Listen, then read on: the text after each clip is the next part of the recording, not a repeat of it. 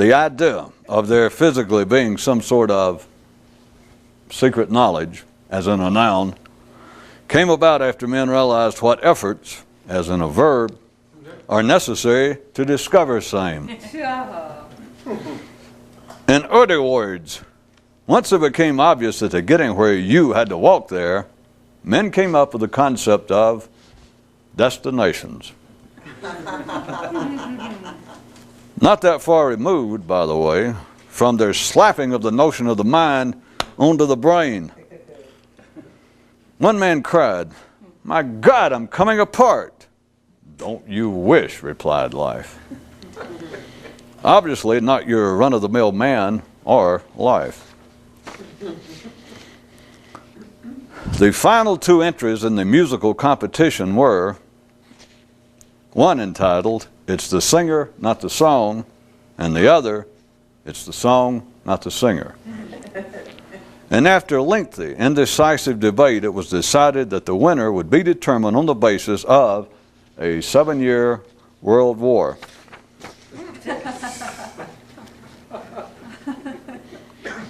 One man devised a method to help drag himself out of his internal daze and vague herd existence. His approach was to try, no matter what else was mentally taking place, to try and always hold in his mind the letter K. But as time passed and his experience in failure and some success in this effort increased, he began to ponder whether the real importance of what he had undertaken was in actually thinking of the letter or in remembering that he intended to. And this, as abstruse as may first strike, ultimately led him to an expanded understanding of the limits and dexterity of the mind's operations. Distinct from how it is here, on one world things are arranged so that it is the less conscious who are able to see and understand the lives of the more conscious, and in their instance, feel truly sorry for them. Note, all of those who do not want to think about this should not do so. But, meanwhile, back on earth, one man declared, "I feel like I'm on drugs." And someone asked him, "How can you tell?" "I can't," he replied. Right back here on earth. A man stood on a high mountaintop and cried out to all of creation, I am not understood." And life, in the guise of a wise man, walked up and said, "Get yourself laid and loved and face up to the fact that that's the most and best you can hope for."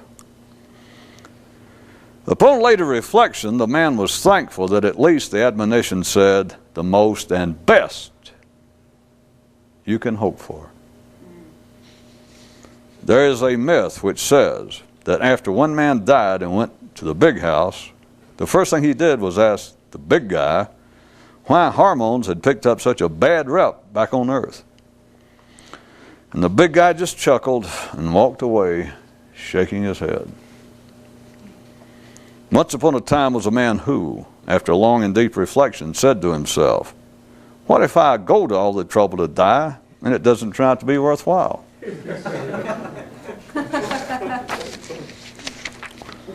The two final contestants in the philosophical tournament were one entitled, "Nature Furnishes the Surprises, It's the Mind That Must Make Sense of Them," versus the other one known as, "Nature is predictable, it's the mind you have to watch out for." And after extensive, though inconclusive discussion, it was decided that the winner would be selected on the basis of a swimsuit competition.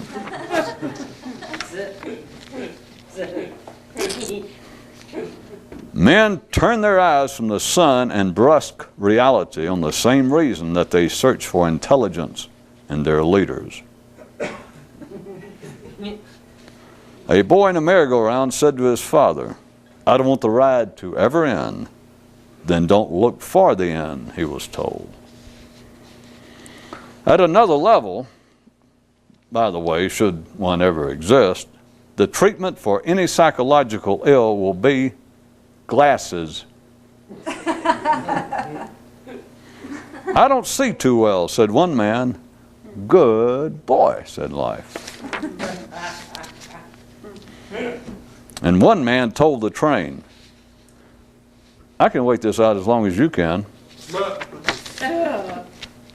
There is another myth which says that, although men forget it just before they're born, life gives each a choice. They can come forth either full of hopes, full of awareness, or full of shit. There is a codicil to one version of this story which says that the choices were actually just two in number, since two of the three are, in fact, the same thing.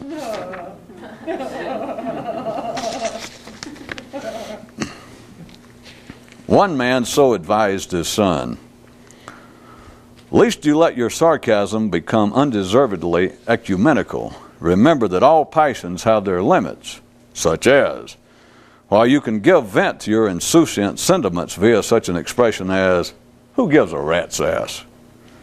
Note its lack of universality, the exception to the rhetorical proclamation being, 'A rat who has no ass.'" Later that day, the lad marveled afresh at how near the old man's notes sometimes came to not only making sense, but extraordinarily so. Just as satire is not satire if it is not understood, neither is info.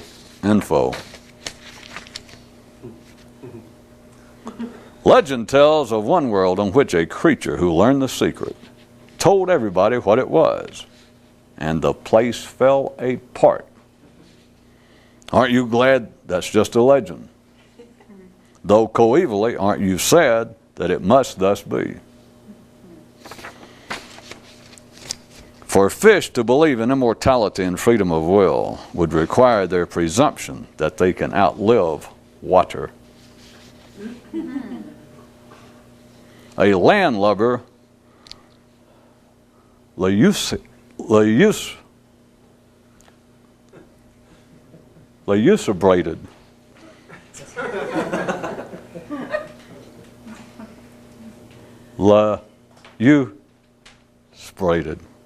It could perhaps become worthwhile if the zoologists ever take over religion. And that dead man at the big house, mentioned in an earlier story, is still wandering about, wrestling with his question regarding the public decline of Harmon's reputation. One man told Life, "Don't patronize me." And Life replied, "Oh, so you're ready to die?"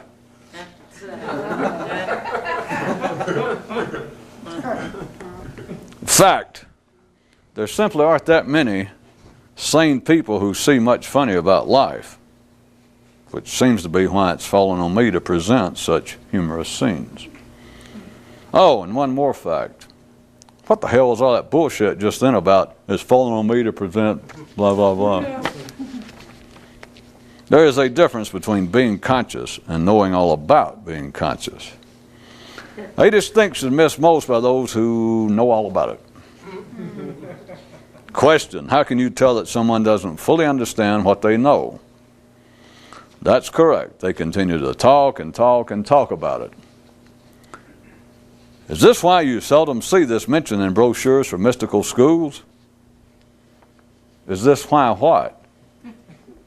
That's what I just asked. The speaker so discoursed the crowd. From the one came the many, from the simple came the complex, from hormones came neurons, from events came states, from states events, and from nothing came the mind. What more must I tell you? And one man left feeling as though he had indeed been discoursed royally. The most profitable aspect of guilt and shame is in the time they consume. And as regards their mental existence, the best use the ordinary generally make of life is to take them that much closer to death. It's simple, and everybody knows it. The way to keep reality at bay is to criticize it. And if you've never thought of this before, at least save yourself some embarrassment and don't mention it.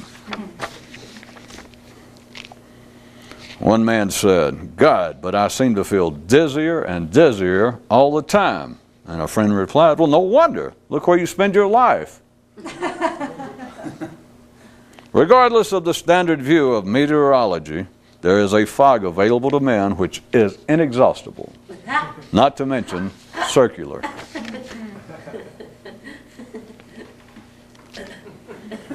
The definitive example of avian sanity are the birds who believe that they can change the wind. One day one man exclaimed, "There's this stuff oozing out of all my pores." And life assured him, just ignore it. If he'd gone to a mystic with this, imagine the response he'd have gotten. According to one adult fairy tale, the most common feeling of those who accidentally experience actual moments of consciousness is, "If this is freedom, then let me out." An alert man should think of and treat life with the same degree of tenderness and solicitude that a smitten swain does his smiter.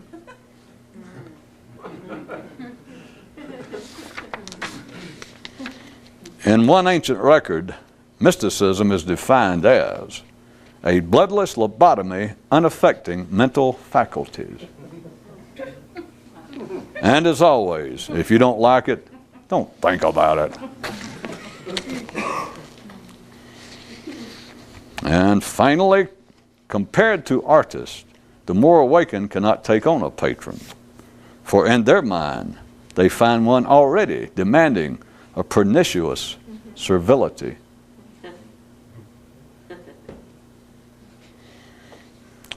Why it is that the few's idea of freedom differs from everyone else's.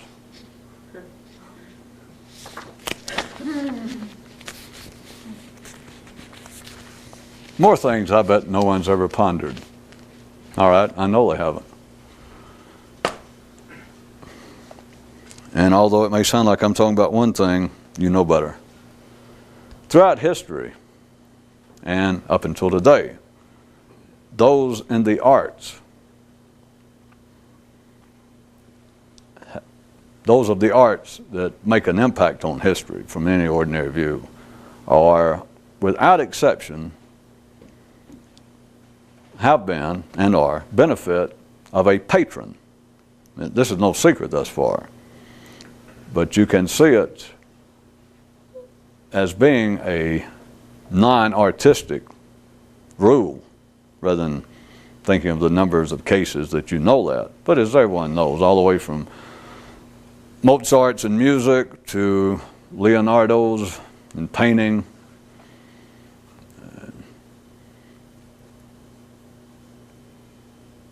those in philosophy, throughout history, you have had the kinds of men who end up in positions of wealth and power, as though they were, if you want to think of them as separate. Those that you have a Mozart who will, if he's going to become a Mozart, that is, have any kind of impact without us being involved with any critique one way or the other of the output of any particular artist. But the point is, for someone to have that kind of time, besides the talent, they end up with a prince. Or Leonardo ends up with a pope. They end up with a patron. They end up with someone out in the ordinary world who has ascended or taken a position of external power.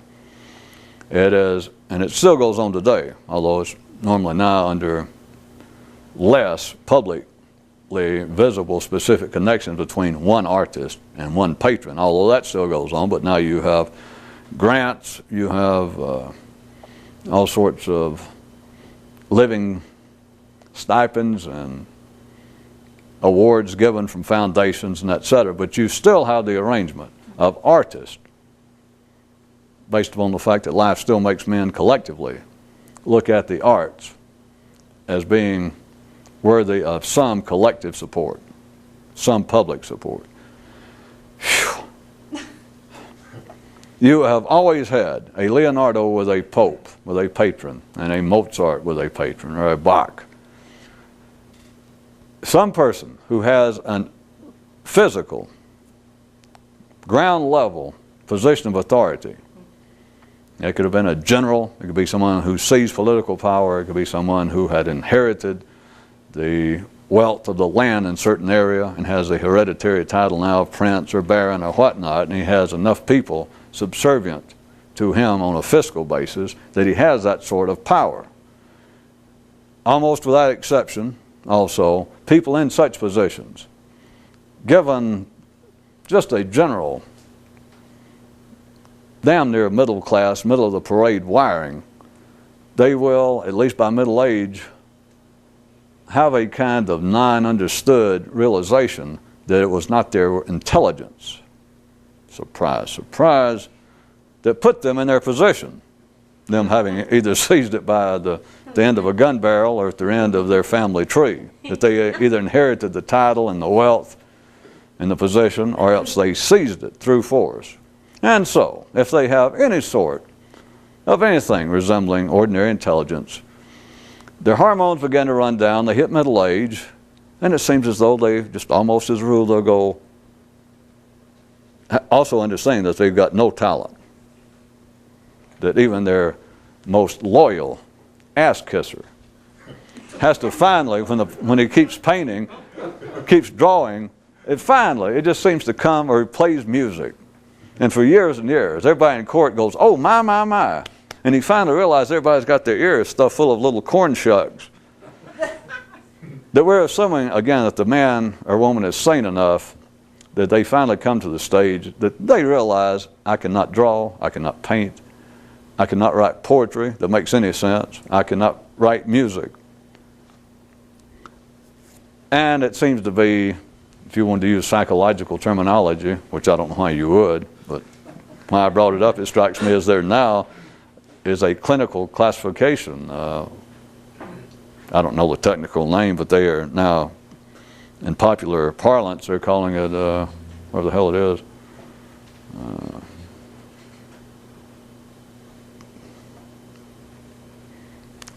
It's what comes when you leave the script at home. Well, they call it fear of undeserved success. It's something like that. I believe they got a shorter term, but it's people now expressing the fact that they ended up making $1 million, they ended up being head of a company, or they wrote a bestseller and got richer and better known than they ever imagined. And then they took up shoplifting. They began to shave their head, cut their wrist. And it comes out that now the new description is that they had feelings. After this, they began to think that they did not deserve, that they were a sham, that was just a fluke. They did not deserve the fame and recognition, and that any day now people are either going to catch them or else they've caught themselves. That they don't deserve what they got. You know, bad old me, you know, bad person. Just showing that that is now still available, still going on. But on a wider range is what I'm talking about the patrons of the arts. This is not the reason, but if you're going to look at it in those kind of psychological terms, it is as though that a prince so-and-so, a head of the church, a cardinal, somewhere, somebody with authority, and no talent, and just damn little intelligence in the sense of mental intelligence. They certainly have got to be at a kind of hormonal survival level. They have to be intelligent and clever, either to seize the power that they did seize, or else to hold on to that which they may have inherited.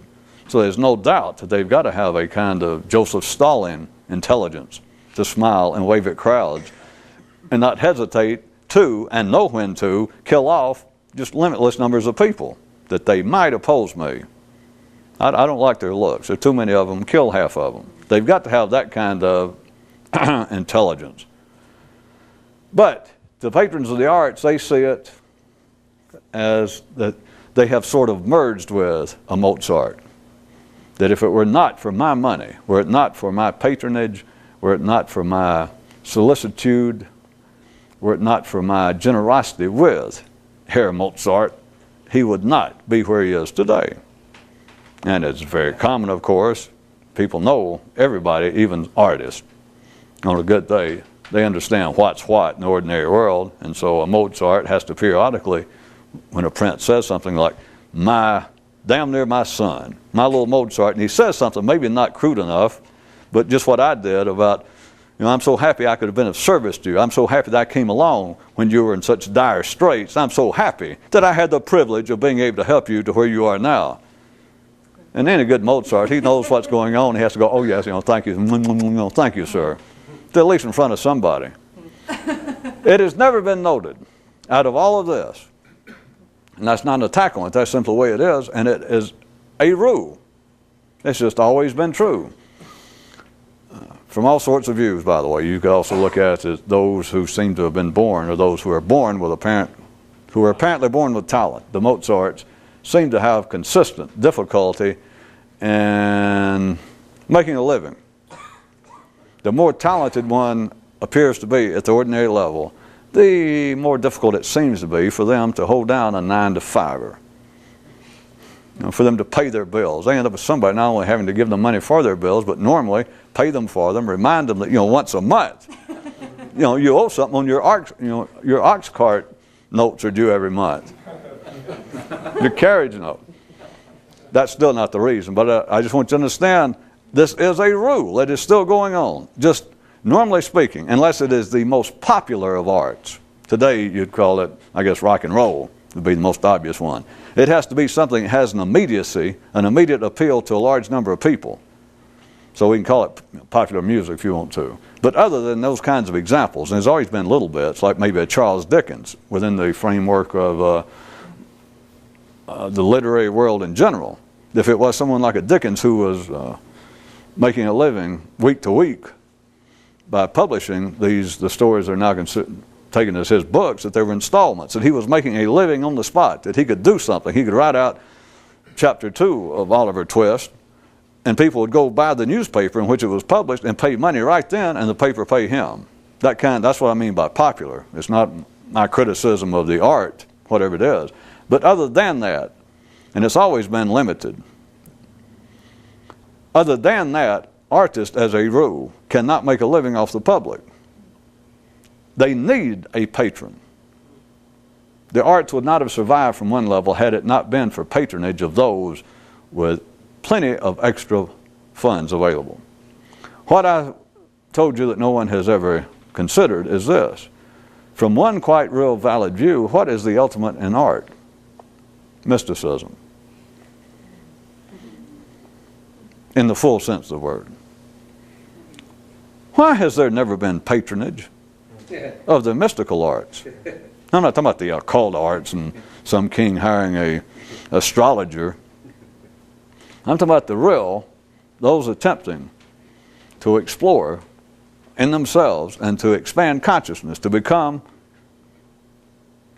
Are you getting as, I ask rhetorically, are you about ready for me to stop saying more conscious and finally just go ahead and say those who would like to be conscious? Nobody, well, that's hard to remember because your mind goes, well, it'll start filling in. It'll go, well, he means more conscious. Well, okay. It's up to you. If you can understand it, you do, and if you don't, you complain, and so screw it. Why has there been no patronage of mysticism, of the great transcendental effort, of the mystical quest? Why has there been none of that? Why is there no records, to pick out the obvious, well-known ones? Why is there no record of a prince showing up with Buddha, Lao, Moses, Jesus, Muhammad, and saying, by God, and they don't have to understand any more than the prince did to underwrite Mozart, because he could listen to Mozart, or we could move up to Wagner and think about how musical tastes were in general then. You could say what a leap it took for the first prince to underwrite Wagner after having grown up with Beethoven and good music. It was just a joke. Couldn't resist it. It was just a small joke. The point being that there's always been, I'm suggesting to you, that the patrons, the requirement for a patron for a particular artist was never based upon the understanding or the comprehension of the patron for the artist's output.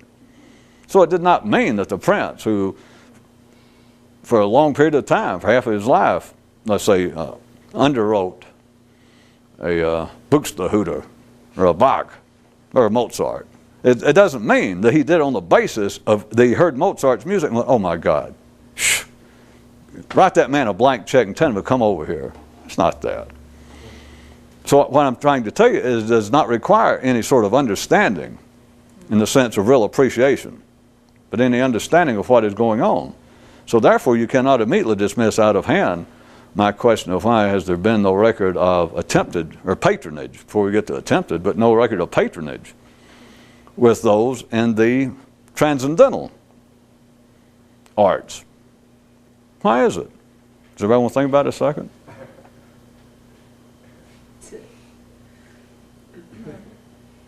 Are you ready to conclude that it was never attempted just because there's no record of it?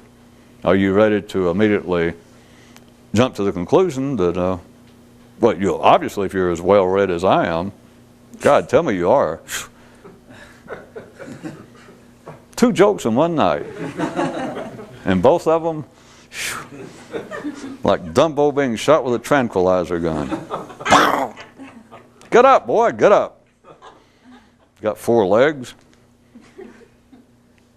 I started to say 5 legs, but that should be a third joke, and then I have to go, oh, actually, no, 4 legs. And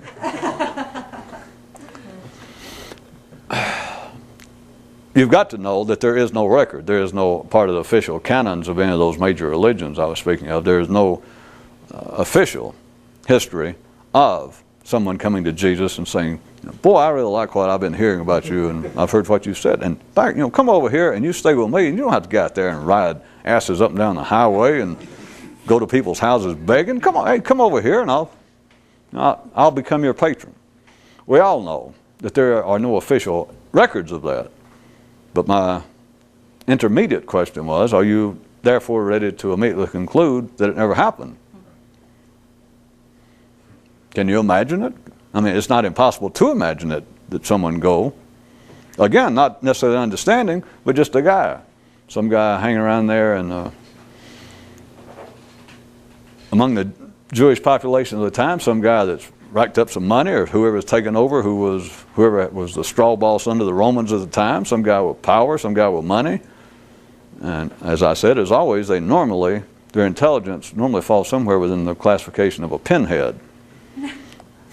That he doesn't have to have understood anything that Jesus was talking about. He finds out that there's a nobody. Because it's always got to be a nobody. One prince cannot become the patron of another prince, even though the other prince may be as clapper-headed as he is and is devoid of talent. But it has to be somebody who looks around, and there is a guy walking the streets in sandals, bad hair, a nobody. I mean, he's never heard of it, so he's got to be a nobody. But then he starts hearing this guy shows up, and all kinds of people come to hear him and stand around and they leave. He's becoming an artist. Maybe the Elton John of our day. A popular somebody. So it is not inconceivable, I'm suggesting to you, to imagine someone in a position of power, contemporaneous with Jesus, same place, to hear about it and send out word like, would you come over here and maybe talk to me? I've heard some of your, second-handedly, I received some info about some of the things you're talking about, and it strikes me as very interesting. Would you please come have dinner with me? Be my guest. Bring a date. and then to try to say, well, listen, let him talk through dinner for a while, and then say, well, that's just astounding. I have never heard anything like that. Of course, he checks with his yes man, like, have I ever heard anything like that? Has anybody talking? They go. So he goes, well, I have pondered this deeply. He looks at his yes man. They go, yeah, you have. He goes, yes, I have. And it strikes me as so promising. It's so extraordinary. It would be my honor, be my privilege to become your patron. I can put you up a place here and give you a little money to live on, and I'll give you a better forum. Maybe I'll build you a little theater, a place to where you can go talk. You don't have to keep wandering around out there in the streets and hanging around the riffraff. Of course, he knows that Jesus is riffraff. But he says you no longer have to be ordinary riffraff. You can be my riffraff. So you can imagine it happening. It's not inconceivable. Then there's still the other question is, all right, it's obviously conceivable. Then why have you never heard of it, or why did it not come to pass? assuming that the record would show it. I don't know how they could have hidden it, but why did it not come to pass? Why is there no patronage? Let me point a couple of things before I point out the real obvious.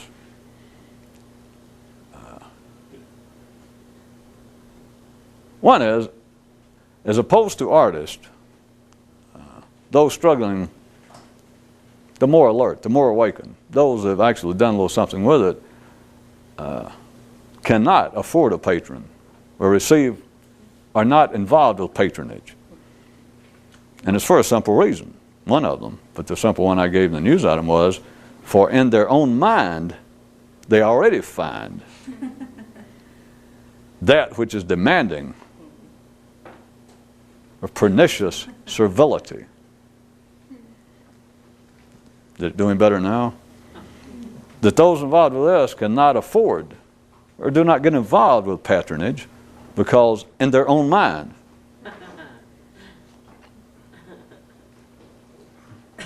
I tried it with gestures because I know the sentence can be taken two ways, but come on, folks, you got to take it the right way. For in their own mind they find, that is, they find up here, they find that already demanding of pernicious servility. Meaningless ass kissing. And you do know what it is they find in their mind that demands that, don't you? Certainly you do. They find their mind. Who needs a patron once you begin to understand anything? Who needs a patron? I assume I laid on that one little bit enough. You do understand that if you take somebody's patronage, no matter what they say, no matter, even if they said nothing. I was going to say, even the prince says, all right, to Mozart, you come over here, I am now your patron, I'm your guardian, nobody fools with you, you're under my protection.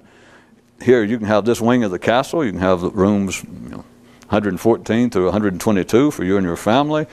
All your meals are free, you get 270 guilders a week.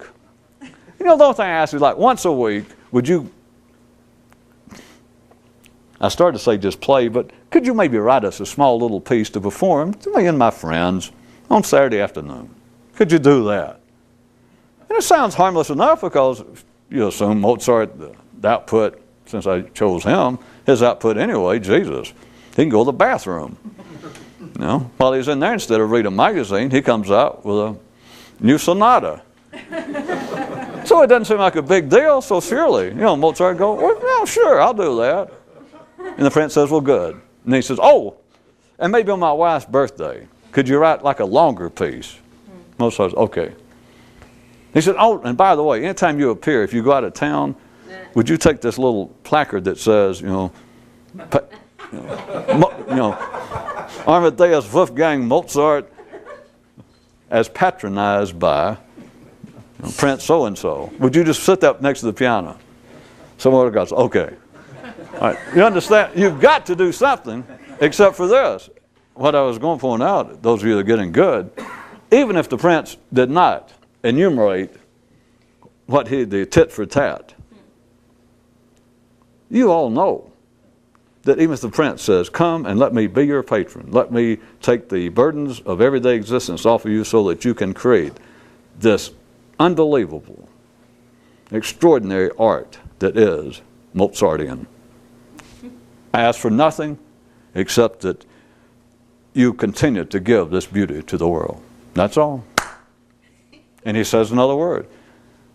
Anybody, I don't know whether Mozart, surely he did. Everybody understands that once you're given something, even if they never say what the conditions are, you know their conditions. And even if the prince had no conditions in mind, I don't mean that was a fraud he was attempting to perpetrate, that he truly at the time says, I expect nothing other than you continue to give the world your best, to turn out this inspiring music. That's all I ask, which is nothing for me personally. And he meant it, let's say at the time. But you do know that is not the way life operates. It has nothing to do with human psychology. It has to do with the laws of physics and mathematics. You cannot take anything and not have to be under a conditional strain. One way or the other, you have got to give back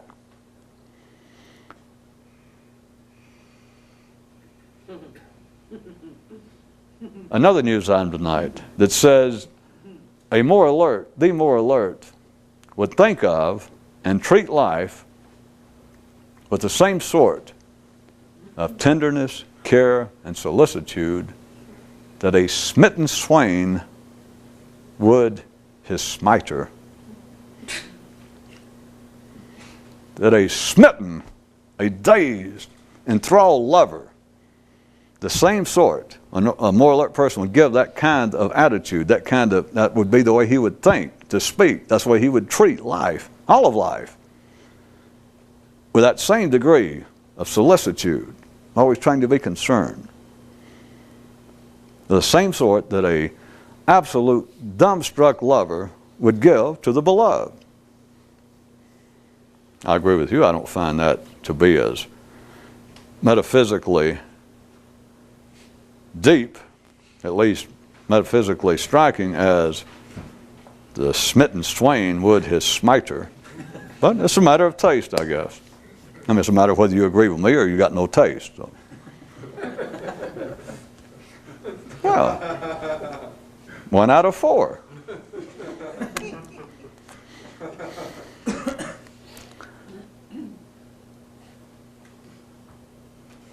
Does everyone understands? You at one time did. Most people seem to forget it very shortly, perhaps after their first love episode. But especially men. Women understand it, but it's the way I do. The verbal context in which I put it would probably be more familiar to men, but as if you are going to hold on to a kind of romantic relationship, past just being laid, there's now the fact, as ordinary people call it, being loved in some way, that if you truly intend to hold it together, and you're going to individually, you take some personal responsibility for its cohesive endurance, then you know, or you should know, at one time you had some fleeting glimpse of it. I guess I'm giving people too much credit. But it's to not start treating the other person with crude familiarity. In fact, it should be a dearth of familiarity, of criticizing the other person. The kinds of, just the normal things that happen. Let's say that you were living together and or whatever, and you began to start the things like, put the top back on the toothpaste. Why do you always leave dirty dishes in the sink? This kind of crap is driving me crazy. Putting on a little weight, aren't you? If you have any sense at one time in your life, if you were indeed a smitten swain, you at one time had some glimmering of a notion that that was the way to treat your beloved, this woman with which you had the extreme horns. Don't start, even if she's putting on a few pounds, you do not just casually go around and suddenly slap her on the ass and go, getting a little chubby, aren't you? Now, that may not be the end of the relationship, but you are asking for it, to start treating someone with that lack of concern. Assuming that you understand she is not going to take it as a humorous remark. She is not going to take it good-naturedly. We'll assume that she is putting on weight. Or whatever the complaint is. The way to hold on, to take your best shot, just under ordinary conditions, to hold together a relationship in which a swain is smitten, is for him to treat she who smited him, she who smote him, to treat her with extreme care, consideration, and solicitude. Don't be crude, don't be familiar, don't even be critical. I mean, if you have to for some reason, I'm not going to start trying to make up, but if you had to, you can be critical of somebody without them actually knowing it. You can make it sound as though what it should have been, or what you were intending to be, to sound as though it is my heartfelt concern for your welfare is the only reason I bring this up. It's not criticism. Now, God says, man, don't you just hate it when he goes, now, and glances at the clock. Especially glances at the clock, and you know we've only got a few minutes left. But he says now as though he's going to take all this and in just a few minutes round it up and make it just make absolute perfect sense. No, you don't. No, you don't. I just said that. You don't feel that way or you don't belong listening to this. But now, can you see any connection between, I guess, those three main subjects? About that there, those struggling with this kind of quest for consciousness never have patronage. And that is because that those who indeed are actively involved with it come to discover that they already have their demeaning, unreasonable patron already demanding.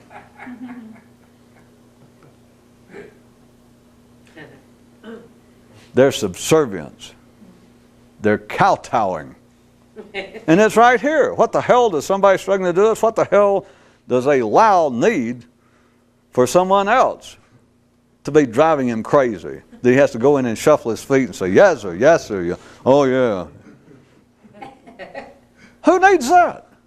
And that's a rhetorical question. If you're actually struggling with this, to say who needs anything, whatever the subject is, all that means is run for your life. Because with an ordinary person, they can say, well, who needs it? If you didn't catch the connection between one of the news items of a father advising his son about the fact that you could express your insouciant or even dismissive sentiments toward life by going, hey, who gives a rat's ass? You can do that, but you need to keep in mind that there are limitations to the expressions of all passion. In this case, there is an exception. It is not universal. To go, well, hey, who gives a rat's ass? To treat certain things in life. Yeah, well, you can treat the whole idea of life. Well, why to do good? You're going to die. No, you try your best and then you die. Screw it. Now, who gives a rat's ass? The Father said you can say that and even speak with what seems to be some authority. That is, that you actually expressing something that you feel is real and valid. But notice, it does not go any further than you. That's not the way he put it. He said, notice that even the most heartfelt expressions, sentiments, the expressions of sentiment, of passion, have their limits. In this case, to go, well, hey, who gives a rat's ass? There's a glaring exception. A rat who has no ass.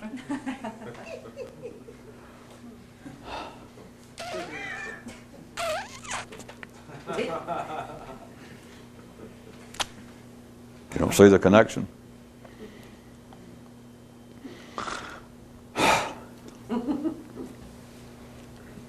I was asking for the general connection, though. Do you see the opening one and the fact that someone actually who is involved with this, to the point that they now understand they have been somewhat, as another recent news item, a soldier to the front lines who returned after he had seen the enemy, finally, up close, face to face, eye to eyeball, and he came back from the lines and said that at this time he didn't actually have anything further to say about who the enemy might be. So someone actively involved with this, by that I mean they have been somewhere at the front lines. They do not need a patron. Once you understand the patron amounts to one thing. Some new source demanding of pernicious servility. And if you're struggling for consciousness, and you already realize, I spend more time kowtowing, bowing down, kissing the floor, flinging my head down, yes sir, yes sir, oh yeah, oh. Of course you don't look at it that way. Now, I don't know why you don't, but I know how most people would look. I know how most people probably understand it or be able to swallow it easier is if you can say, well, yeah, it doesn't make much sense to say, I don't go around to my mind going, yes sir, and bowing down and going kissing its ring. I don't do that. I mean, you're making some kind of metaphorical statement, obviously, because I don't do that. I don't have that kind of relationship to my mind. Of course, that already tells me all I need to know about the person, but maybe this sounds a little bit better, that you do not, maybe that's not the way you care to think about it, but look at it this way. Where do you waste or spend? Oh, speaking about consciousness, where do you spend and or waste, let's say 99% of your time? In the mind. I knew you'd get it. Does that sound better? Do you feel better? Rather than saying, well, it's a demanding force, or a force demanding of your pernicious servility, your meaningless ass-kissing and kowtowing. If that sounds too strong, then I'd put it the other way. You know, if that sounds people want to resist, well, that's not my relationship with mine. Okay. Then where do you spend 99% of your conscious energy? And they can answer or not answer. The answer is in my mind. Of course, then they can say, but that doesn't mean it's just pernicious or meaningless kowtowing. Again, you've told me all I need to know. In other words, living in your mind as it is 99% of the time has made you what you are today by God. I mean, had it not been for that, you would not have reached the heights of awareness and understanding that you have now, right? Of course, by then, if anybody had any sense, they might begin to suspect there is a parody going on here. There is a burlesque taking place, not only perhaps right before my eyes, but perhaps directed between my eyes. But as I noted in another news item, satire is not satire if it's not understood. At the ordinary level, none of you ever thought about it, it's irrelevant, but many, a would-be satirist at the ordinary level, to their great grief, have that lesson too late learned. To write satire out at the city level, parody, burlesque, and they throw it out in the marketplace. They present it in song, theater, literature, and they are immediately subjected to antagonism, or under the right conditions, imprisonment, beating,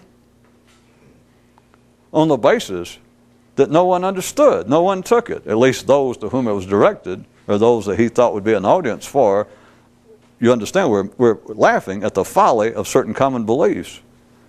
And they found out, too late, to their own grievance, that no one understood it was funny. And there's even something else, way off the subject, but as you would say, what else is new?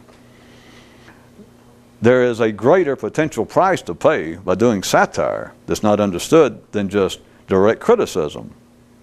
That is, for a man to walk out to the king, to the local tyrant, to the pope, and to just criticize and say, boy, you're too mean on the people.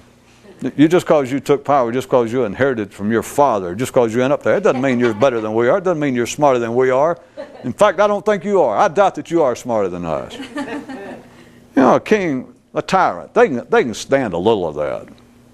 It's up to them. They may not, but at least they might just send somebody to tell you to shut up. But you write something that appears to be a story about a frog who found himself on this lily pad in the middle of a pond, and it goes into something about how he fouled the pond and how all the worms and the snails and the slugs begin to laugh at him, and it becomes a popular fairy tale. And one day somebody points out to the king, maybe they have a few drinks, he says, do you know that the people are saying that that's actually about you and it's not a fairy tale about frogs? And friends, if you're the one who wrote that satire, as opposed to if you had just publicly, directly gone to him and gone, I don't think you're all that smart.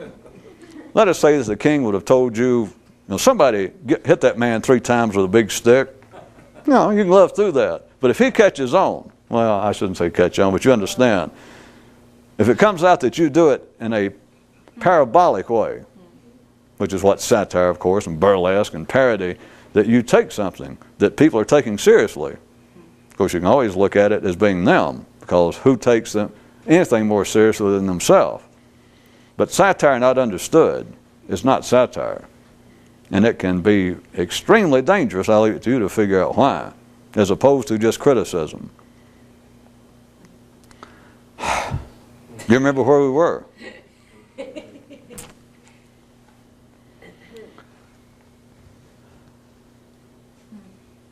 The third thing I was asking if you could tie it all together was that someone should treat life, because you understand that all these examples I've been using tonight and always, it sounds as though we're speaking of kings or tyrants, or how little is the possibility of humans in general to sense satire. And I don't mean just for the sake that the satirist, I'm giving them some additional credit, that the satirist is not just being hostile and aggressive, which they normally are, but that even the reader, disregarding what could have been the kind of motivation inherent in the writer's writing of the satire, is that a good reader, you can ignore, if you have any understanding, you can ignore whatever the purpose was, the intent of the author, but a satire at times, the reason that it's been so useful and is so common amongst those involved with things mystical, to speak in parables, is not just to be obscure, but if you speak on one level about something, or in one way, if you start talking about frogs,